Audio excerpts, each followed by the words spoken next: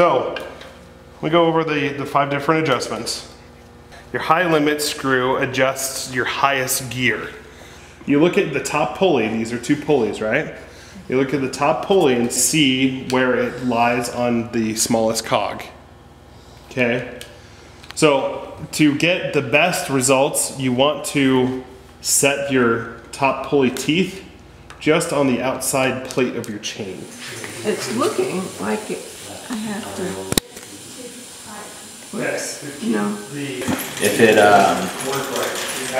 doesn't adjust properly between the each little ring, then it means I have a problem with the chain or the... Now, if it's, conversely, if it's hesitating going to a smaller gear, what do you think the problem is?